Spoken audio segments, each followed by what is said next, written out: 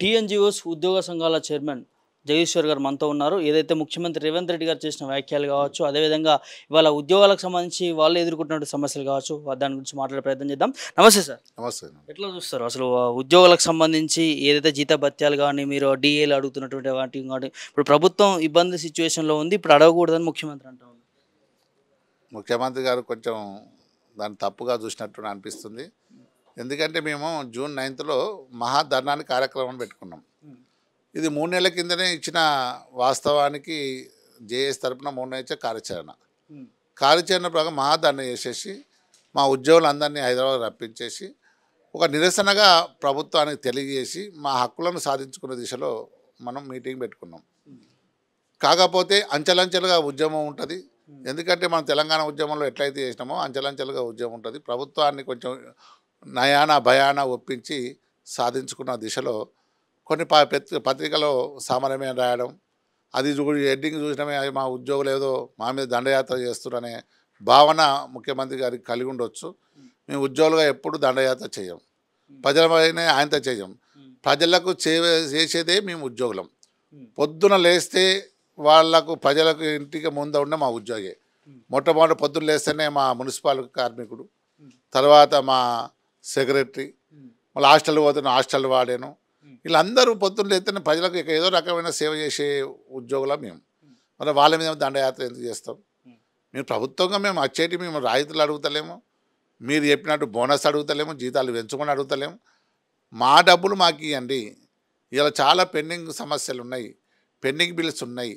ఇవాళ మా డిఏలు 5 బ్యాక్ ఉన్నాయి. ఏ రాష్ట్రంలో లేనట్టు మన దగ్గరనే ఉన్నాయి. మన ధనిక రాష్ట్రం అని చెప్పాం. మన రాష్ట్రం మనం తెచ్చుకున్న రాష్ట్రం. వాస్తవానికి ఉద్యోగులు కొట్లాడి తెలంగాణ ఉద్యమంలో కొట్లాడి తెచ్చుకున్న రాష్ట్రాన్ని అస్థిరపరుస్తారని ఎందుకు అనుకుంటున్నాం? మీ ప్రభుత్వానికి సహకరిస్తాం, మాకు కూడా న్యాయంగా ఇవ్వమని చెప్తున్నాం. మా ప్రభుత్వం కూడా ఆలోచించవలసిన బాధ్యత ఉంది. ఇలా మీద గొంతమ్మ కోరికలు కాదు కదా, మా డిఏలే కదా. ఇలా మీరు దాచిపెట్టుకున్న డబ్బులు కూడా మాకు ఇవ్వకపోతే ఎట్లా ఉంటుంది? మరి ప్రభుత్వం ఆలోచించవలసిన అవసరం ఉన్నది. మీరే సిపిఎస్ రద్దు చేస్తానని ఎన్నికల మేనిఫెస్టోలో పెట్టారు. మీరే ఇచ్చిన మా ప్రభుత్వం వచ్చే తొందరనే ఇస్తా అని చెప్పారు. ఎవరైతే ప్రతిపక్షం ఉన్నప్పుడు ఒక మాట, అధికార పక్షం వచ్చినాక ఒక మాట. వాళ్ళ ప్రభుత్వం రావడానికి ఎన్నో వాగ్దానాలు చేస్తున్నారు, వచ్చిన తర్వాత మర్చిపోతున్నారు. మరి మేము అది గుర్తు చేస్తున్నాం. మీరు వాగ్దానాలు కాదు, మాకు ఉద్యోగులకు న్యాయమైన డిమాండ్స్. మీ ప్రభుత్వాలు మారుతున్నా మేము ఉద్యోగులు మారం. ఏ ప్రభుత్వం వచ్చినా మా ఉద్యోగులుగా ప్రభుత్వ ఉద్యోగులుగా మేము ప్రభుత్వానికి కట్టుబడే పనిచేస్తాం. మరి దాన్ని నిజంగా ఆవేశపూరితంగా మాట్లాడిండ్రు ముఖ్యమంత్రి గారికి. మేము ఒకటే చెప్తున్నాం, మీరు చెప్పండి, మా సమస్యలు పరిష్కరించండి. ఈ మంత్రిమండలితో కాకుంటే మీరు ఏదైనా అధికారులతో ఒక కమిటీ వేయండి. మా సమస్యలు ఏంటంటే ఫస్ట్ మీరు పథకాలు చేస్తారు, పథకాలు ఇంప్లిమెంట్ చేసే దానిలో మీ అక్కడ అధికారుల చొరవ ఉండదు, అధికారుల పర్యవేక్షణ ఉండదు. అక్కడ ఉన్న కింద ఉద్యోగిని చేయమని చెప్తే వాళ్ళు ఎలా చేస్తారు? దానికి సరిపడిన ఫండ్ లేకుండా ఎలా చేస్తారని ముఖ్యమంత్రి గారి దృష్టి తీసుకుపోతున్నాం. కొందరు మంత్రులు అయితే కనీసం మేము పోతే మాట్లాడలేని పరిస్థితి. ఇక్కడున్న మంత్రులు కొందరు మా తప్ప మిగతా వాళ్ళు గుర్తు కూడా పడతారో పట్టరు ఉండను. అసలు ఉద్యోగ సంఘాలు అంటే వాళ్ళకి తెలుస్తలేవు. మా తెలంగాణ పోరాటం చేసిన సంఘాలు ఇవాళ టీఎన్జీఓ సంఘం అంటే ఇవాళ ఇప్పటిది కాదు, 80 సంవత్సరాల చరిత్ర ఉన్నది.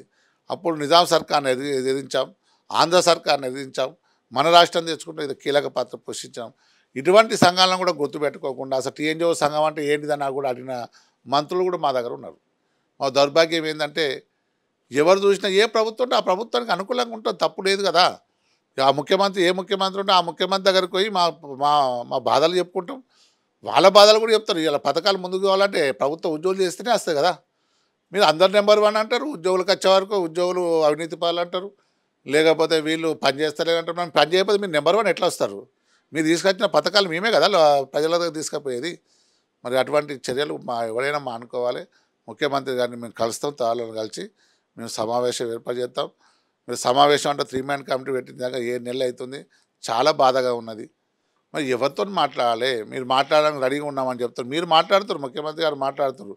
మీరు ఒక సబ్ కమిటీ వేసారు, ఆ సబ్ కమిటీ ఇదివరకు మాట్లాడకపోతే మరి ఎవరితో మేము గోడు ఎలా ఒప్పుకోవాలి? మా నిరసనను ప్రకటించే హక్కు మాకున్నది, రాజ్యాంగం ఇచ్చింది. ఎవరైనా నిరసన, ఇప్పుడు చంటి పాప నిరసన చెప్పాలంటే ఆకలి అవుతుందని మాటలు రావు. ఏం చేస్తే ఏడుస్తుంది, ఏడిస్తే ఓహో నా బిడ్డకు ఆకలి అవుతుంది ఇలా పాలు తాగించాలని తల్లి ఆలోచించి పాలు తాగిస్తుంది. అలానే భావించాలి కానీ ఏదో దండయాత్ర అని కాదు. మేము దండయాత్ర చెయ్యం. వాస్తవానికి ప్రభుత్వానికి మద్దతుగా ఉండి మా తెలంగాణ మేము తీసుకొచ్చే తెలంగాణ మన తెలంగాణ నెంబర్ 1 తీసుకోవడానికి ఉద్యోగుల పాత్ర కీలకంగా ఉంటుంది. సార్ ఇక్కడ గవర్నమెంట్ అప్పుల్లో కూరుకుపోయినది. ఇప్పుడు ఇలాంటి టైంలో ఈ ఉద్యోగ కార్మికులు కావచ్చు, లేకపోతే ఎవరు కూడా సమ్మెకు ధర్నాలు చేయడం కరెక్ట్ కాదు. చేస్తే మొత్తం బోర్ల పడిపోయే పరిస్థితి ఉంటుంది తెలంగాణ. ప్రజల ఆకాంక్షలు కావచ్చు, ప్రజల ఇస్తున్న పథకాలు కావచ్చు, అవి కూడా ప్రభుత్వ ఉద్యోగుల బాధ్యత వాళ్ళకు కూడా ఉంటుంది. వాళ్ళు కూడా ఆలోచించుకోవాలంటున్నాడు ముఖ్యమంత్రి. మేము ఎక్కడ సమ్మె చేస్తా అన్నాం, ఎక్కడ అది చేస్తానో అంచెలంచెల ఉద్యోగం ఉంటుంది. ఎవరన్నా చేసేటప్పుడు జేఏసీలో కార్యక్రమాన్ని తీసుకున్నప్పుడు ఒక 3 నెలల కార్యక్రమం ఉంటుందా అంటే 15 నెలలు 15 రోజులు నెల రోజులు ఇస్తాం. ప్రభుత్వ పరిస్థితి ఇలా ఉన్నది కాబట్టి మేము వాళ్ళకు టైం ఇచ్చాం. 3 నెలల తర్వాత ఇచ్చాం. 3 నెలల తర్వాత కార్యాచరణ ప్రకటిస్తామని చెప్పే కానీ ఇమీడియట్ సమ్మె అని చెప్పలేదు. అది ప్రభుత్వం గుర్తుపెట్టుకోవాలని చెబుతున్నాం. ఎట్లా చూడొచ్చు సార్ మరి మీ సమస్యలు? అంటే ముఖ్యమంత్రి మరోసారి మాట్లాడే ప్రయత్నం చేస్తారా? ఎట్లా ముందుకు పోతుంది? మాట్లాడతాడు ముఖ్యమంత్రి. మా ముఖ్యమంత్రి ఎంత కోపానికి వచ్చినా ముఖ్యమంత్రి మాకు ముఖ్యమంత్రి, అందరికి ముఖ్యమంత్రి. మా ఉద్యోగులకు ఎవరి కోపం వచ్చినా, మాకు కోపం వచ్చినా, ఆయన కోపం వచ్చినా మన అందరం కలిసి ఉండవలసిన వాళ్ళమే.